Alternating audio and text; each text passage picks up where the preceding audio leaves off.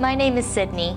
With changing labels in the autism community and different preferences of labeling and identity, my official diagnosis at the age of 6 was Asperger's syndrome.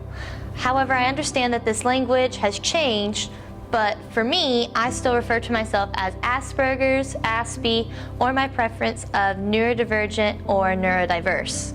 So the understanding of autism as a spectrum is important to understand, but I also understand each person may have their own preference.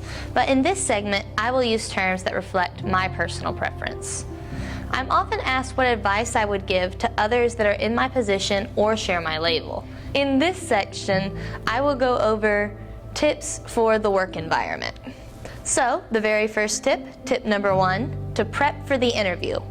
I'll be honest, I hate prepping. I really do. I wish I could just go into an interview and automatically know what I'm going to say, just like my neurotypical peers. But I can't. Prepping has been a very useful tool to calm my nerves and plan out exactly what I want to say. My mom preps me anytime we want to go to a conference or a radio show together. I even prepped my answers with a friend when I entered my college's pageant. She also prepped me for an interview at a museum I was interning at as well. I personally find flashcards to be an effective tool when prepping, so whoever is helping me prep would ask me questions that I would most likely be asked during the interview. I would say my very first raw answer, which is usually very less than eloquent. Together we'll analyze what I said and how I can say it better. Then we'll write that answer on the back of the card. Once all the cards are filled out, they will quiz me kind of like it's a test. Now, the goal is not to have these answers memorized, because you don't want to sound scripted or rehearsed. It's more of to have a general idea of what you want to say, how to say it, and why it sounds better that way. If you don't understand the why, prepping will never get easier, but it is a skill we need to learn. Tip number 2 is to do the job to the best of your ability. This seems like common sense to most people, but a lot of Aspies lack common sense sometimes, myself included. When you're hired to do the job that your employer needs you to do. There may be some undesirable jobs, but you're getting paid to help meet their needs. At my museum internship, sometimes I wasn't doing anything history related at all. Sometimes I was sweeping dead bugs off the floor or cleaning restrooms.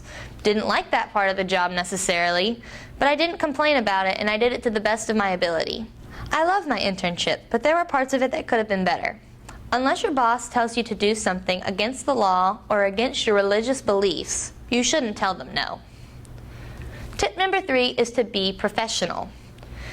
You may not like your job.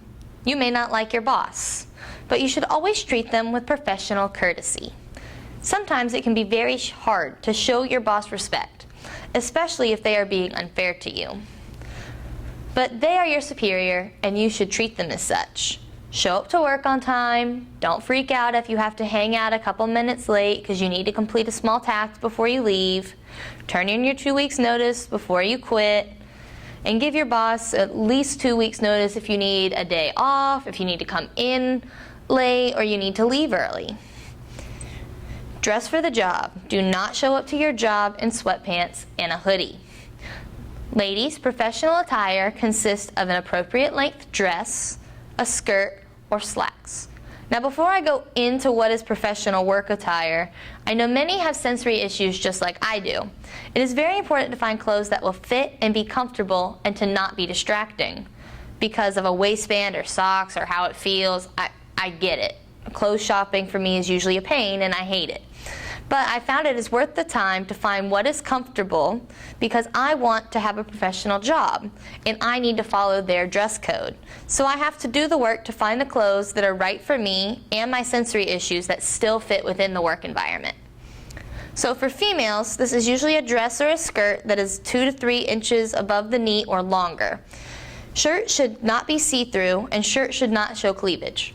Shirt straps should be about 3 fingers to hide bra straps. If you choose one with spaghetti straps, wear an outer layer.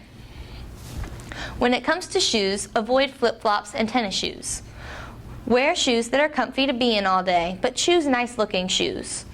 I'm personally not a fan of makeup or having my hair done, but it is a necessary evil. You can get by with a light, natural-looking makeup and a simple hairdo. I maybe spend 10 minutes at the most to get both accomplished. Guys, you have it much easier. You should wear